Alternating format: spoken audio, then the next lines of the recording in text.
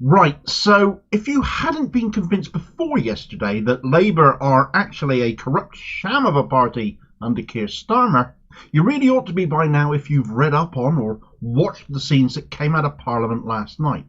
But if you're one of those people still wondering what the heck happened in Parliament, allow me to clue you in and expand on the actual ramifications here, because what has happened is absolutely unprecedented. A never-before-seen level of duplicity and coercion at the expense of a people upon whom genocide is being enacted for no other reason than to save Keir Starmer some embarrassment. And by the time you've got to the end of this video, I hope you'll be asking yourself, if he's this bad now, just how bad will things get if he ever gets into power? Right, so yesterday was an Opposition Day debate for the Scottish National Party, would you believe? If you watched things, you might have been forgiven for thinking it wasn't. It was their chance to debate their business, despite not being in power, being in opposition, hence the name. They were, of course, as many will be aware, bringing back a ceasefire vote on the situation in Gaza that they brought an amendment over previously. And as I've covered in a couple of videos now, they brought a motion that basically, if you want to hear the full motion, I've covered it twice on other videos, so I won't do so again here. But they were calling for an immediate ceasefire whilst also condemning Israel for committing the crime of collective punishment, making no effort to differentiate between civilians and Hamas, which have of course led to the appalling death toll of nearly 30,000 people, of which 12,000 are children. And of course, we've seen the situation out there for ourselves, haven't we? Hundreds of thousands of videos across social media, explicit and horrifying as they need to be. Because for too long in the West, we've been immunised against such scenes by a media who just wouldn't broadcast them. Where in the past, before social media, many were readily condemning Palestine as terrorists, not seeking the truth, not knowing the history, the media influenced how we thought heavily. They don't so much anymore.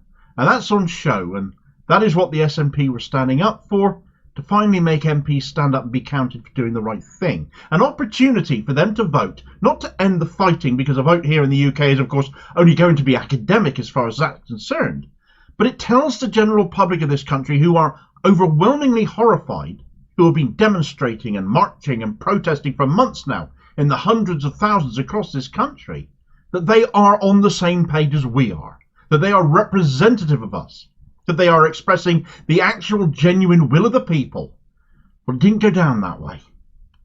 Despite the SNP only actually getting 3 Opposition Day debates per parliamentary session, Labour, who gets 17, managed to make it all about them. And the only vote that ended up passing was Labour's amendment to the SNP motion, which should never have been heard.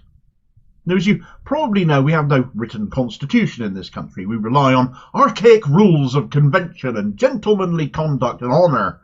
But if you've ever met a politician, there's precious few of them you'd ever call honourable, despite what they might call themselves. By convention, via the standing orders of the House of Commons, the rule book as it is, if you like, because the Tories laid down an amendment to this SNP motion, their amendment, the government amendment, supersedes any that Labour might have laid down. And this is exactly what happened. The Tories laid down an amendment.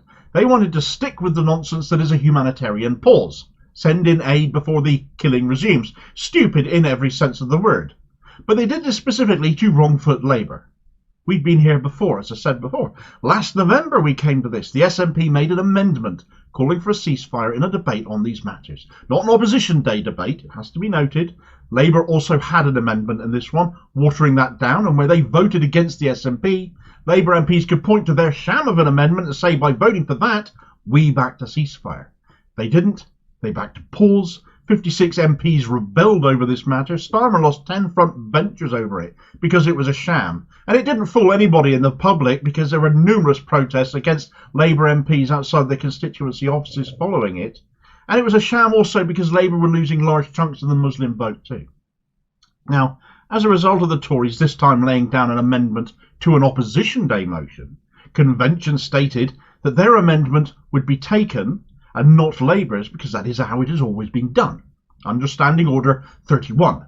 Now, Standing Order 31 applies to questions on amendments, but specifically in relation to Opposition Day motions, and it's not clear from the wording of the Standing Order, so I'm not going to go through it, it's just confusing.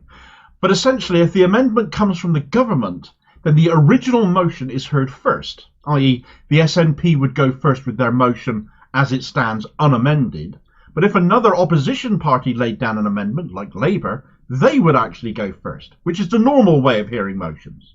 If a motion comes before my town council, for example, I'm a town councillor, any amendments any councillor suggests will be voted on first, and if passed, those amendments are made to the original motion, which then becomes the substantive motion, and that is what gets voted on in the end.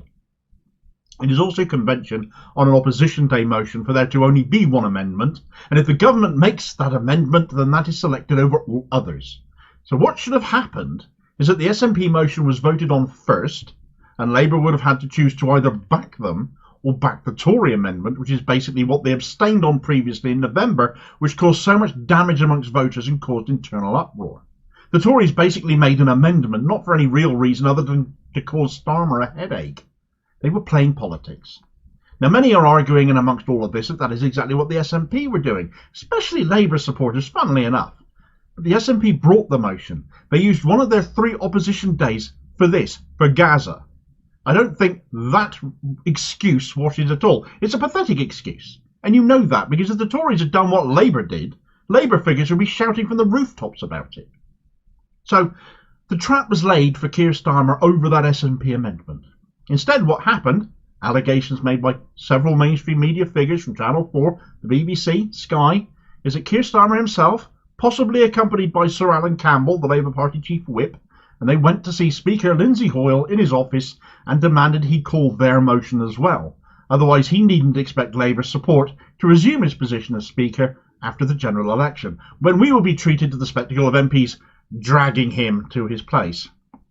Hoyle is ambitious. He likes this spot as Speaker. He wants the peerage that usually comes after it, denied to his predecessor, John Bercow, for being too fair or not Tory-leaning enough, you decide. He's a Speaker that doesn't want to rock the boat. And if he's the sort of Speaker who lacks the authority to stand against MPs no matter who they are threatening him, as is alleged, even party leaders, then he is completely pointless and he can't have the confidence of the House of Commons. I'm going to come to Hoyle in more detail in another video because that's a whole story all on its own and it does need looking at. So look out for that video later on. Suffice to say though, hell up ensued when Hoyle announced he was setting aside a standing order, a convention, to allow Labour's motion, which would, of course, now be heard first, as I outlined a moment ago. If that passed, that would become the substantive motion. Labour would have changed the SNP motion before the SNP would even have been able to take their motion to a vote on their own opposition day. This upset the apple cart no end, as you can completely understand. Hoyle was accused of favouritism, of being weak, of being leaned on. As I said, I'll come to him elsewhere. But worse, because the whole debate was on the clock, there was every risk that the SNP, on their opposition day, wouldn't get its motion heard if Labour's amendment had just even happened to fall, because it was eating up time already as it was. As Hoyle finished his announcement that this is what he intended to do, to absolute uproar in the Commons, Starmer took the opportunity to leave, audibly saying thank you to Hoyle as he left the chamber. The voice of Scotland in Westminster, in effect, would be gagged. And it gave Starmer his out too, because he could back his party's amendment and again point to that being voted for as proof of Labour backing a ceasefire, when actually what their amendment was to strip out mention of collective punishment from the SNP's motion and shoehorn in mention of Hamas, against whom there are no charges of genocide and who are not committing genocide, requiring the ceasefire. Labour's motion not only let Starmer off the hook, but as is always the case with him, it excused Israel as well. Well, someone in the Tory party, presumably, only they, aside from one SNP MP backed this, called for the House to sit in private at that point, because nothing quite says will of the people like turning the cameras off so we can't see what they're doing. This has only ever, well, this got voted down massively, but this has only ever happened twice since World War II. Twice since World War II has the House ever sat in private. So quite what the intention of this was, I've got no idea. Possibly to throttle Hoyle off camera. Who knows? We'll never know now. But the abuse of convention was too much for both the SNP and the Tories by this point, and both parties walked out en masse. The Tories withdrew their amendment in disgust, which I thought was a little bit rich, since I've not forgotten they did once illegally prorogue Parliament, but hypocrisy is nothing new to them. Anyway, Labour gleefully declared their amendment passing unanimously. It turned the SNP's day into a Labour motion. Scotland's been told in no uncertain terms that their voice doesn't matter. Labour hijacked the Opposition Day debate at the SNP and got the Speaker to do it for them. Hoyle bent the rules for Starmer because Starmer was facing reputedly a 100-plus MP rebellion and faced more resignations from his front bench. So a huge favour was done for him by Hoyle, bailing out Starmer, having been trapped by his own devotion to Israel. Hoyle and Starmer played politics to defeat the only motion which sought the unconditional end to the slaughter in Gaza, and all to give Starmer cover when his pro-Israel leanings made life a little bit tricky for him. Labour made a vote for humanitarianism in Gaza all about political gain for themselves and protecting their leader. The Labour whips reportedly were grinning as they left the chamber after Labour's amendment went through unimpeded. Hoyle was dragged back to the Commons a little while later after having said his piece on the amendments because he decided to scuttle off after that and leave the rest of the proceedings to his deputy. He came back with an apology but made the claim that he did what he did. He felt this was necessary to protect MPs in their constituencies who might have been endangered by not being able to vote as they wanted to. And if MPs wanted to vote against a ceasefire, they need to own it. Besides, that actually sickens me more, since the whole point of this debate was to consider the plight of people being blown to bits right now by Israeli forces. I'm more concerned about them than MPs who voted or might have wanted to vote for that to carry on. If Starmer is this corrupt now, still in opposition, what will he be like in power?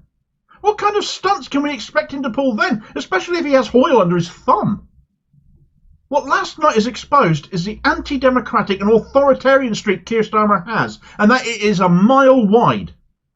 I don't think it is any exaggeration after what we saw yesterday that this so-called human rights lawyer is a danger to democracy. If you thought the Commons was bad yesterday, the House of Lords is actually no better.